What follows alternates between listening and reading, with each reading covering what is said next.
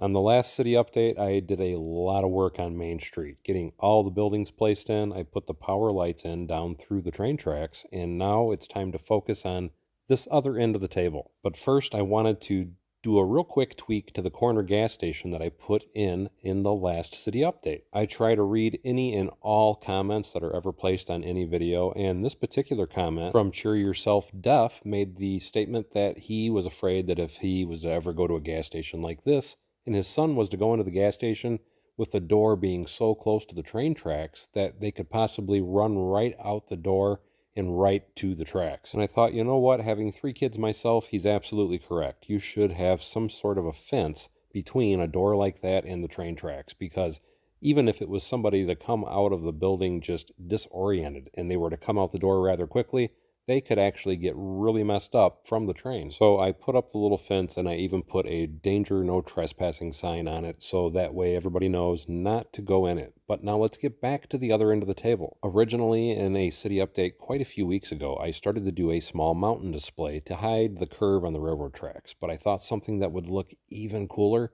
would be, as I'm coming out of town, to put a curved road, because I've never seen anybody use the new road plates and have a curved road. So I took it upon myself and thought, you know what, I am going to be the first. And the first thing I had to do, because typically I will build my streets on top of basic Lego street plates, I had to pull all those up and put down standard base plates. Because in addition to doing the curved road down at this end of the table, I also wanted to do an elevation change, just because I want the city to be different and I want it to look more natural. I don't want it to be so blocky and square. I want it to be more organic and flowing, and I just thought this would be a really unique way to accomplish that. And let me just tell you, it was a lot more difficult than I ever thought it was going to be. It was a ton, and I mean a ton, of trial and error, but I finally came up with a solution. This was my first solution, and as you can see, the way that I've built it, everything just rests on tiles underneath it. But I didn't like having the studs facing the top, so I re-engineered it this way, so everything on the side is 100% snot. Doing it this way makes it very simple to bring tiles and plates over top of the road, so it's a more organic and natural look. And it's also easier to bring roads up flush to the sides of it.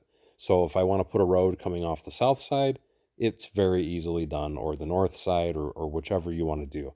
So you can actually build a bunch of these and have several curved roads throughout your entire Lego City display. But I will tell you, just like most things that I do, unfortunately, this is a very part-intensive technique. But ever since Lego released these new road plates, I have always been trying to find different ways to put them to use in buildings, in cities, and even streets. And to me, this is just another one of those awesome uses for the new Lego road plate. To give you a real quick up-close view, you can see on either end, I stepped up the white plates on the side just to make the white line more fluent. But on this other corner, I'll be the first to admit it has a little bit of ugliness to it, because there is that small gap on the one side, and then you have that small gap where the stud is. But all in all, I still think this looks really, really good. But now we got some bigger fish to fry. I built a few trailers because I thought it would be kind of cool to have a few trailers over here next to the railroad tracks on this small sloped road. And I started playing around with them, and I thought, you know what? Let's do a complete trailer park. So I got busy, and I ended up making a total of 6 different trailers to have a complete trailer park. And I even shared a quick video on my Instagram to show everybody these, and I got some awesome feedback, because not only are we going to add Eminem to this trailer park, we're going to also add Eddie Munson to the top of one of these trailers, jamming out to Metallica, because you can't have a trailer park without some of these epic people. But before we can start all the fun doing all the characters and such with the trailer park, I had to get the base in for where all the trailers would be placed. To me, the entire trailer park is going to be a dirt road trailer park. So what I decided to do was use dark tan plates in order to make the main area of where people will pull their cars in and out for the trailer park. And I'm also going to be using dark tan on some of the ridges for the change in elevation that you're going to be seeing here very soon in the video. The change in elevation that I am doing is quite simply just a 2 brick tall change to elevation. But it's not that dramatic. The only place that it seems somewhat dramatic is for the train tracks, and that's because the starting elevation for the train tracks is only 1 plate. The end transition is going to be 2 bricks high, and that does sound like a lot, But when you do it the way that I do it, which is every 16 studs, I increase the height by 1 plate of thickness. It makes the change in elevation very subtle and gradual, and it also helps because if you're running trains, you don't want a super quick incline change. You're going to find that the train will struggle to go up and down that incline.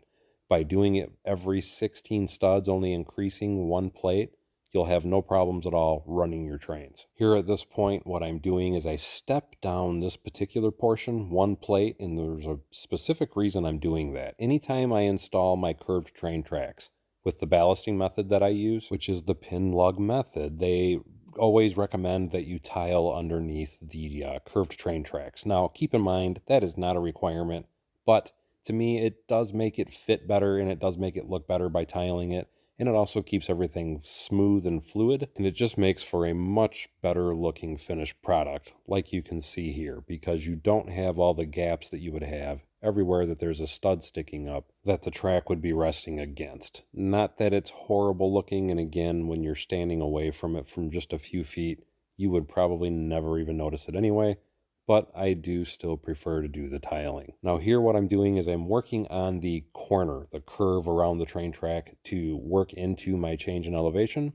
Again, the change in elevation was 2 bricks in height underneath where the trailer park is. Currently where the track is, it is only a brick and a plate. And all I'm doing is simply using a variety of different wedge plates to provide kind of a wall look or a mountain look for that gradient effect to come from the height of the train track to the height of where the trailer park is. And anytime you first start doing something like this, it always looks horrendous until you finally get the final grade of what you're doing. And once you get to that final grade and you get the green all the way up and over, it really starts to come together. And the finished look, to me anyway, is always amazing.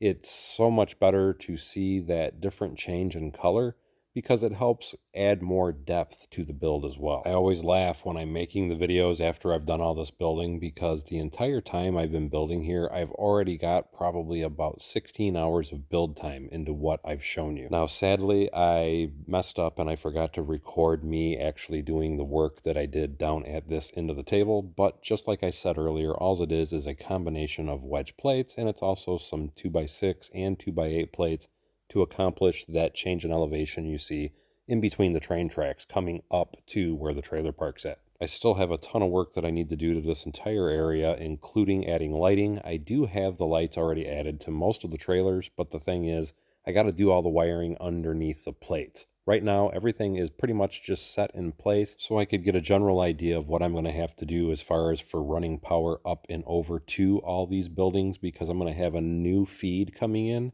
as the old city is already at 1 amp, and I like to keep all my circuits at 1 amp or less for any electrical circuits that I put on the table display. So even though we don't have lighting over here in the trailers, we do still have the city that's illuminated, and I always love to show off my lighting. So I like to end all my videos with a quick view of how the city looks. As always, thank you for coming to Bevins Bricks. Don't forget to like, subscribe, and share below, and we'll see you next time on Bevins Bricks.